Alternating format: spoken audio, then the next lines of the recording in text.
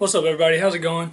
So I know I've not made a video in about a month and I just feel terrible about that. I've been like wanting to make a video so bad, I have not had the time.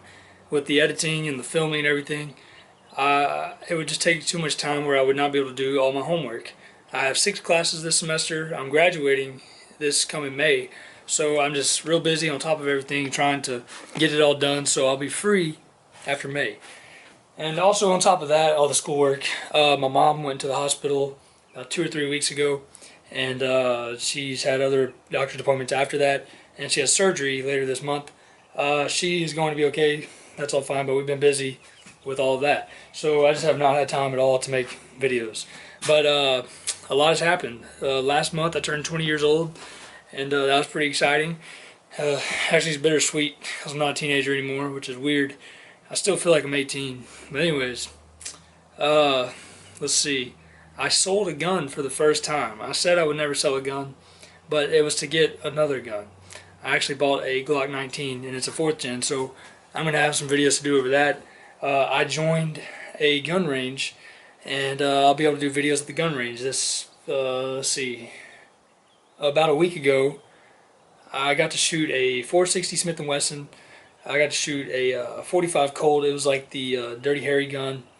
Or no, not the Dirty Harry gun. One of the Clint Eastwood guns from one of his westerns. Anyways, I shot. There was a guy there and he had a bunch of stuff. He had some 45 70s and it was just crazy. He had a bunch of cool stuff. Anyways, yeah, so that's going to be awesome to film out there at the gun range. And also, I also have a Smith & Wesson, the M&P Shield. My dad just got one, so we'll have some videos to do with that. I have some holsters and scopes and all kinds of stuff that I'm behind on. I have other guns that I need to review and just do videos over. So yeah, I'm behind, and yeah, I just can't wait to get back into the groove of things and make videos more frequently. And here's something else that I just brought home. I've had this for many years. It belonged to my grandfather. He bought it back in 1987. And so yeah, it's 30 years old, been in the family since then, and whenever I was about 6, 7 maybe, he said that he would give it to me when he passed away. Well, he passed away in 2006, and yeah, so I basically inherited this. Let me go ahead and show you. This is a 1987 Suzuki LT 4-wheel drive QuadRunner.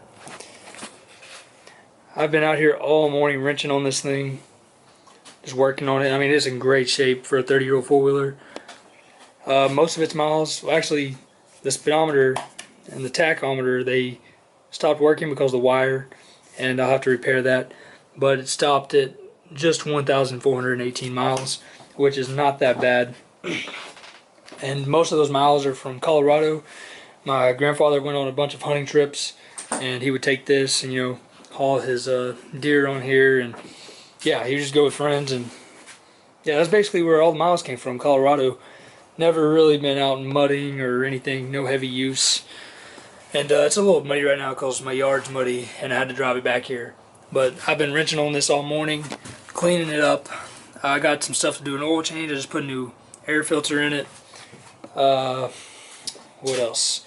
There's a small gas leak. You can't see it right now, but I patched it up a little bit, so I'm gonna have to replace. It's one of the hoses coming from the carburetor, and I'm not exactly sure which hose that is yet. But, oh yeah, and then also I added a little LED light bar down there. It's yeah, it's a 4-inch light bar. It's like 1,300 lumens, and it's not hooked up yet. I just have it attached to the skid plate there. Yeah, that's pretty cool. Working headlights, tail light. It has electric start. Sadly, the front brakes are like froze up or something right now. But let's see, you got your reverse, and one of the coolest things about these four-wheelers is they have 5 gears. It's a manual shift right here. And yeah, I'm wearing Crocs. Excuse the Crocs. But anyways, you have a high, low, and super low. And in super low, you can put it in differential lock. Whenever you do that, you can pull just about anything. You can only put it in differential lock whenever it's in super low, And yeah, you got your 4-wheel drive, 2-wheel drive, and just, you know, I put it in 2-wheel drive whenever I go drive on the street or something. And here in a minute I'm going to do some GoPro footage where I take this out and show you how to ride.